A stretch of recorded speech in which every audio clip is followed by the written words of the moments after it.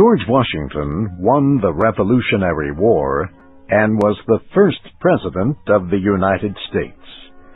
But can the man known as the father of his country still command attention? This week on our program, we take you to a place where a lot of money has just been invested to make sure the answer is yes. That place is George Washington's Mount Vernon Estate and Gardens in Virginia. George Washington lived in a number of homes as a boy and young man, but he spent most of his life at Mount Vernon, 24 kilometers to the south of the city of Washington. He helped choose where to build the new capital city and the White House. Yet, George Washington is the only president who never lived in the White House. It was completed after he left office. When he was president, New York City, and after that, Philadelphia, served as the nation's capital. George Washington was born 275 years ago. His birthday is celebrated every year at his home and burial place at Mount Vernon. The public is invited onto the grounds free of charge next Monday for ceremonies, including military performances. The honor is fitting for a man who loved music and was the commander of the Continental Army. Washington's birthday became a federal holiday in 1885, long after his death. Today, the holiday is observed on the third Monday in February and is commonly called President's Day.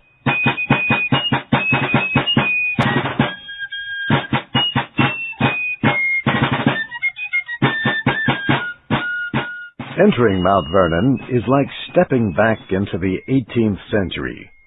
It still looks much like when George Washington lived there with his wife, Martha. Sheep still chew grass near the Potomac River. The animals are the same kind that grazed on the property when the Washingtons lived there. Farming also continues at Mount Vernon. But Mount Vernon has recently gained many up-to-date things to see and do. About $110 million in changes have been made over the past several years. The new look was in reaction to concerns among the operators and supporters of Mount Vernon. They wondered especially if a visit there met the needs of today's young people. So the group that operates Mount Vernon used private donations to add 2 buildings and many new exhibits and films. The new buildings are the Ford Orientation Center and the Donald W. Reynolds Museum and Education Center. They were built mostly below ground. They opened last October. Many Americans have an image of George Washington as a very serious older man. Artworks generally present him that way. But the additions to Mount Vernon present a younger and livelier George Washington. 1 million visitors a year come through Mount Vernon, often with school groups.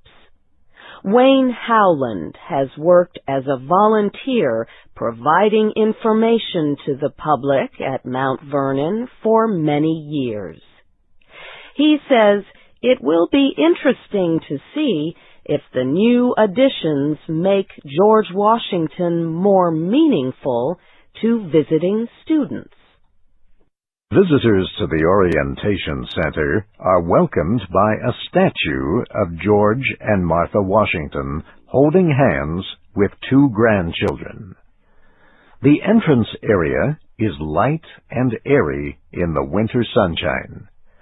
Colorful glass windows present important times in Washington's life.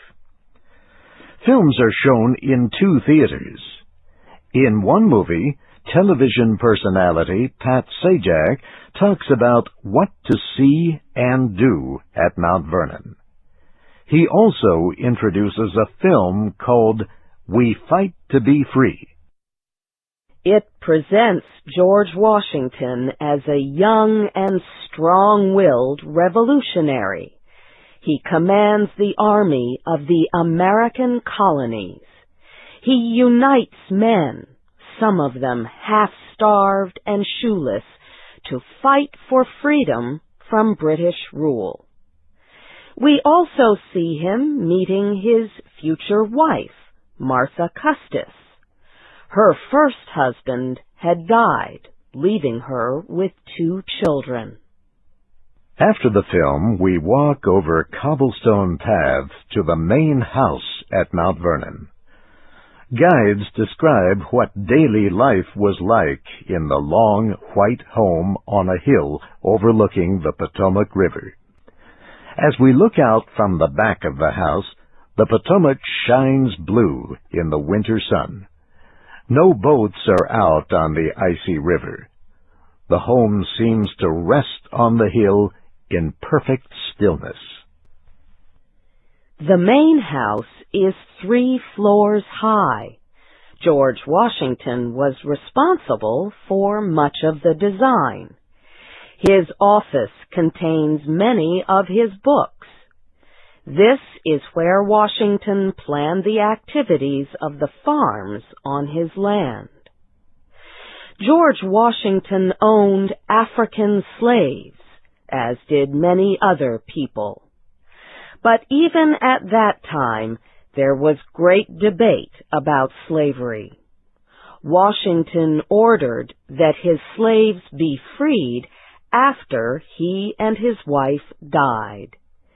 In his will, he left instructions for the care and education of some of his former slaves and support and training for the children. At the time of his death, Washington had more than 300 slaves. They provided much of the labor at Mount Vernon.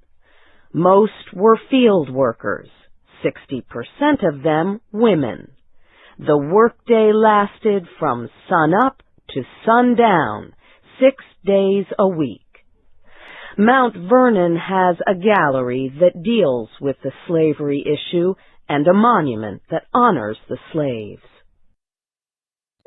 George and Martha Washington often invited friends for meals in the dining room at Mount Vernon. The Washingtons also provided sleeping rooms and food for travelers. Very few hotels existed then, so George and Martha Washington offered a place to stay for more than 600 visitors a year. After visiting the main house, we stop at the Donald W. Reynolds Museum and Education Center. Here we meet a life-size George Washington made of wax. He is riding his horse, Blueskin. A movie in the Reynolds Center tells us about his major battles. Our seats shake as cannons fire and smoke rises. White particles fall from above.